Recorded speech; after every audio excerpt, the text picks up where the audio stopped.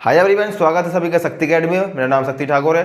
दोस्तों, आज की वीडियो हम लोग बात कर रहे हैं बीपीएससी टीआरई 2.0 के नोटिफिकेशन के बारे में, उसके एग्जाम पैटर्न के बारे में, उसके सिलेबस के बारे में।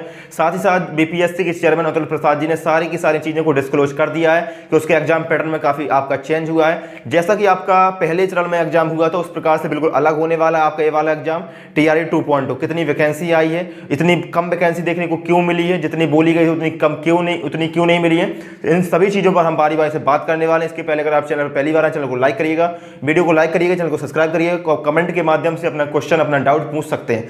तो सबसे पहले हम बात करते हैं द्वितीय चरण शिक्षक नियुक्ति प्रतियोगिता परीक्षा के बारे में। आपकी 6वीं से 8वीं कक्षा विद्यालय, 6वीं से 8वीं के विद्यालय अध्यापक के लिए कुल पद आपके 16,140 बताए गए हैं। जैसा कि पहले बताया गया था कि 1,20,000 वैकेंसी आनी है। अब 1,20,000 तो कहीं से नहीं दिख रही है मुझे, अगर आपको दिख रही हो तो बताइएगा कि 16,140 आपकी 6वीं से 8वीं तक है और 18,827 आपकी 9वीं से 10वीं के लिए है और 11वीं से 12वीं का 18,577 है। इसके अलावा भी कुछ छोटे मोटे पद हैं। तो इस प्रकार से आपकी जितनी बोली गई थी उतनी तो भर्ती नहीं है। और जैसा पहले बोला गया था कि आपकी 32,000 लगभग आपकी 6वीं से 8वीं तक आनी है, तो वो भी नहीं है। मात्र 16,000 इनकी 50% ही आपकी सीटें दी गई हैं।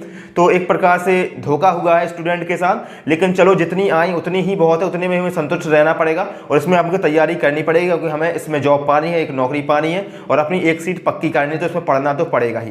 तो फाइनली वैकेंसी तो आ चुकी है। 16,140 आपकी 6वीं से 8वीं तक होने वाली है।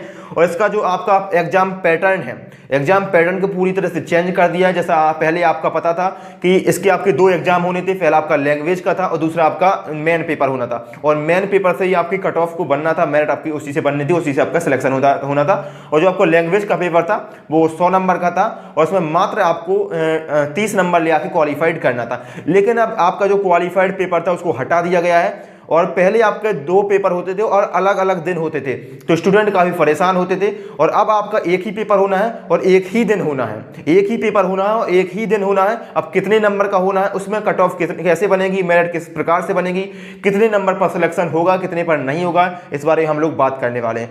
तो मैंने जैसे आपको बता दिया कि 6वीं से 8वीं के आपके 16,140 पद होने वाले हैं। इसके पहले मैं आपको बता दूं परीक्षा का विवरण, यानी कि एग्जाम पैटर्न क्या होने वाला है। एग्जाम पैटर्न में आपके 3 पोर्शन पूछे जाएंगे या 3 पार्ट पूछे जाएंगे। एक ही पेपर होगा, एक ही पेपर में आपके 3 पार्ट होंगे। पहला पार्ट होगा आपका लैंग्वेज का, पहला पार्ट आपका होगा लैंग्वेज का और लैंग्वेज को आपको क्वालिफाइड करना होगा। 30 नंबर का लैंग्वेज का क्वेश्चन पूछा जाएगा। यानी कि लैंग्वेज में आपकी कौन सी लैंग्वेज होगी, तो हिंदी होगी और इंग्लिश होगी, हिंदी होगी और इंग्लिश होगी आपकी लैंग्वेज।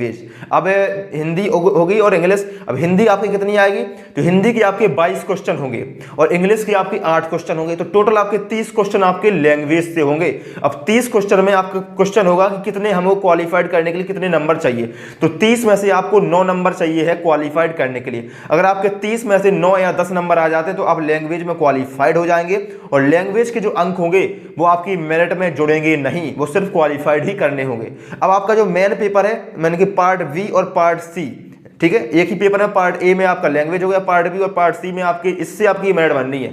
पार्ट बी में आपकी क्या होने वाली है, उसमें सामान्य अध्ययन होने वाला, सामान्य अध्ययन यानी कि जीएस, सामान्य अध्ययन जीएस के आपके 40 क्वेश्चन पूछे जाएंगे। अब इसमें ये कॉमन होगा सभी के लिए, चाहे आप एसएसटी वाले हो, मैथ साइंस वाले हो या फिर आप लैंग्वेज वाले हो, तो सामान्य अध्ययन सभी के लिए 40 क्वेश्चन कंपलसरी है और सभी से वो पूछे जाएंगे। फिर ठीक है, और जो आपका भाग सी होगा या पार्ट सी होगा उसमें आपका 80 नंबर का होगा और इसमें आपकी सब्जेक्ट पूछा जाएगा, विषय पूछा जाएगा, जो भी आपका सब्जेक्ट है। एसएसटी से अप्लाई किया है तो एसएसटी के जो सब्जेक्ट होते हैं, अगर मैथ साइंस से अप्लाई किया है तो मैथ और साइंस पूछा जाएगा, और ठीक है, और लैंग्वेज से किया तो लैंग्वेज के क्वेश्चन पूछे जाएंगे। 80 नंबर का होगा। तो इस प्रकार से आपका 40 और 80 यानी कि 120 से आपकी मेरिट बनेगी और इससे ही आपको जॉब मिलनी है, तो इसी से आपकी कट ऑफ बनेगी। इसमें आपका जितने ज़्यादा से ज़्यादा स्कोर आ जाएगा वो आपके लिए बेनिफिट होगा और वो आपके लिए अच्छा होगा। तो इसमें आपको ज़्यादा से ज़्यादा आपका आवेदन करना है, ज़्यादा से ज़्यादा अंक गेन करना है। 120 में से आप अच्छा स्कोर करिएगा, 80 प्लस करिएगा, 85 प्लस करिएगा तो आप बिल्कुल निसंजित रहेंगे। ठीक है, अब आपका एप्लीकेशन तो आ चुका है, आवेदन फॉर्म तो आ चुके हैं। अब आपका ऑनलाइन कब से स्टार्ट होगा, तो इसमें दिया गया है ऑनलाइन आवेदन पत्र भरने की संबंध में तिथियां। ठीक है, मैं आपको टेलीग्राम पर सारा अपलोड कर दिया है, उसको आप जाकर देख सकते हैं। इसमें बोला गया कि निबंधन एवं भुगतान प्रारंभ करने की तिथि 5 नवंबर 2023 है।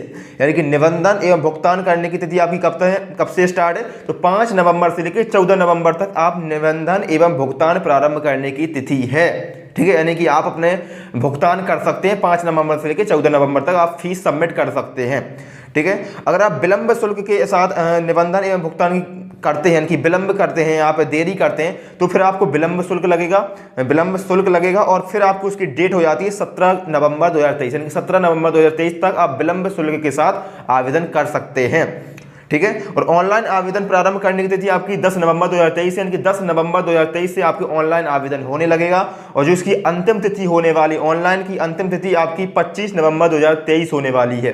25 नवंबर 2023 आपकी अंतिम तिथि होने वाली है। तो जो भी आपके सारे डेट्स थी, मैंने आपको डेट बता दी है, आपके एग्जाम पैटर्न को चेंज हुआ है उसको बता दिया है, और आपका जो कितनी पद आई है, कितनी वैकेंसी आई है, उसको मैंने आपको बता दिया है। इसके बाद अगर कोई भी क्वेश्चन है, कोई भी प्रश्न है, तो कमेंट करिएगा। टेलीग्राम चैनल को जरूर ज्वाइन कर लेना, वहाँ पर मैं सारी अपडेट आपको देता था तो सबसे पहले, तो टेलीग्राम को जरूर ज्वाइन कर लेना, और चैनल को पर पहली बार चैनल को सब्सक्राइब कर लेना। हम लोग मिलते हैं अगले वीडियो में, तब तक के लिए धन्यवाद। स्वस्थ रहिए, मस्त रहिए, और अब पढ़ना स्टार्ट कर दीजिए। फाइनली आपका वैकेंसी का पद आ चुका है, कितनी वैकेंसी है लगी, लेकिन अभी तक आपकी एक चीज क्लियर नहीं हुई है, जो है आपका एपरिंग वाला। अगर आप सीटेट एपरिंग वाले हैं, डीएलएड बीएड एपरिंग वाले हैं, तो थोड़ा वेट करिएगा। जैसे ही फाइनल पूरा नोटिफिकेशन आ जाता है डिटेल में, उसमें सारे का सारे क्लियर होगा कि आपका जो एपरिंग वाले स्टूडेंट है उनको मिलता है मौका या फिर नहीं मिलता है। लेकिन अभी सिर्फ पद आए हैं और डेट आई है, इसकी और ज़्यादा डिटेल अभी सिलेबस भी नहीं आया कि क्या सिलेबस होने वाला क्या नहीं होने वाला। अभी सिर्फ इतनी ही जानकारी निकल के सामने आई है जो कि मैंने आपको बता दी है। तो चैनल को सब्सक्राइब करना, वीडियो को लाइक करना। हम लोग मिलते हैं अगले वीडियो में, तब तक के लिए धन्यवाद।